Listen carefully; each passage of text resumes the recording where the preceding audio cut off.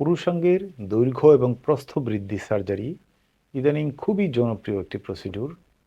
যেহেতু আমরা এই ব্যাপারগুলো নিয়ে খোলামেলা আলোচনা করার জন্য একটা সীমাবদ্ধতা ফিল করি এবং পেশেন্টরাও রিভিউ দিতে চান না, তো এই জন্য এই ব্যাপারগুলো নিয়ে সোশ্যাল মিডিয়াতে আপনারা আমাদেরকে খুব কম পান।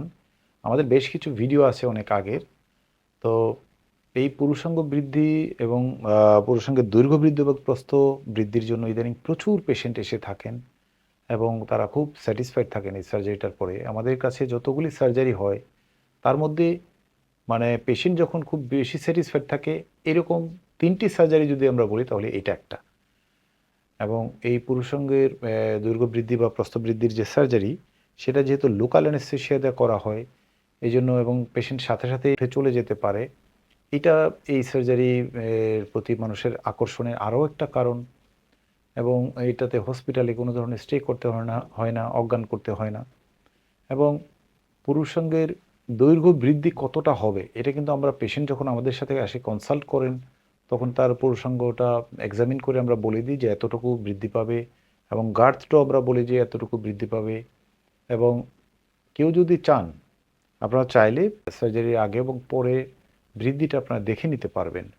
তো আমাদের কাছে যারা আসেন তারা বেসিক্যালি মানে অনেক ঠকে তারপরেই মনে হয় আসেন। কারণ এই অনলাইনে অনেক মালিশ, অনেক তারপরে ওষুধ, বিভিন্ন ধরনের প্রচার প্রচারণা, মুখরোচক প্রচার প্রচারণা আছে। যেগুলাতে বলা হচ্ছে যে এই ওষুধ খেলে এটা বৃদ্ধি পায়, এই ওষুধ খেলে এটা মোটা হয়। এটা একদমই সঠিক কোনো তথ্য নয়। এবং এই কোর্সগুলা করেই সাধারণত শেষ পর্যন্ত আমাদের কাছে আসেন। এবং আমাদের কাছে এক ধরনের অবিশ্বাস নিয়েই পেশেন্টরা আসেন, যেহেতু তারা তারা আগে এই ধরনের অভিজ্ঞতা নিয়ে আসছেন যেটাতে কোনো ধরনের ফলাফল পাওয়া যায়নি। অনেকে জিজ্ঞেস করেন যে স্যার এই সার্জারিটা সেফ কিনা। তো আমি এক কথাই বলবো এটা মোরললেস একটা সেফ সার্জারি। অন্যান্য যে কোনো সার্জারির মতো এটা একটা সার্জারি। আপনারা এগুলা যেহেতু আমরা ডিউরিং সার্জারি সার্জিক্যাল প্রসেসটা ইউটিউবে শেয়ার করতে পারছি না, আপনারা চাইলে বিভিন্ন ধরনের বিদেশি ডক্টরদের ইউটিউবে এই ধরনের সার্জারির এক্সপ্লেনেশন পাবেন, ডেসক্রিপশন পাবেন। সেখানে আপনারা দেখবেন যে সবাই একটা কথাই বলছে এটা মোরললেস সেফ একটা সার্জারি। অনেকে আবার এই সার্জারিটার সাথে এটা এক্সপেক্ট করে থাকেন যে এই সার্জারিটা করলে তার যৌন ক্ষমতা বাড়বে কিনা, বা তার হয়তো প্রিমেচিউর ইজাকুলেশন আছে, অথবা পিনাল স্ট্রেংথটা একটু কম।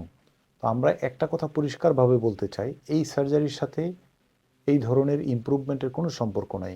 হুম, আপনার এই সার্জারি করলে সেক্সুয়াল স্ট্রেংথ বা সময় বাড়বেও না, কমবেও না। এটা শুধু আপনার দৈর্ঘ্য বাড়বে এবং প্রস্থ বাড়াবে, এছাড়া অন্য কোনো রেজাল্ট আপনি পাবেন না। আরও একটি বিষয় হলো যে এই সার্জারি করার পরে ফিজিক্যাল রিলেশনে কতদিন পর যেতে পারবেন।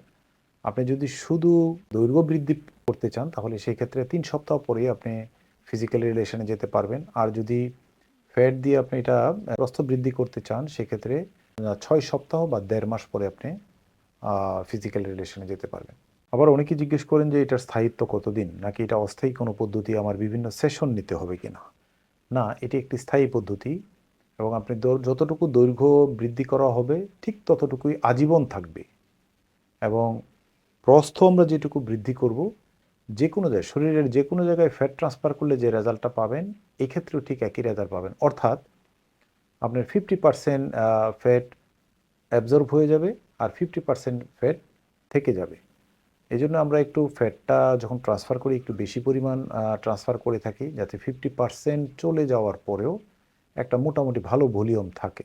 সো যারা পুরুষাঙ্গের দৈর্ঘ্য এবং প্রস্থ নিয়ে হীনমন্যতায় ভোগেন, আত্মবিশ্বাসহীনতায় ভোগেন, তারা নিশ্চিন্তে এই সার্জারিটি করাতে পারেন। আমরা নিয়মিত এই সার্জারিটি করে আসছি এবং এর সফলতার হার অনেক বেশি।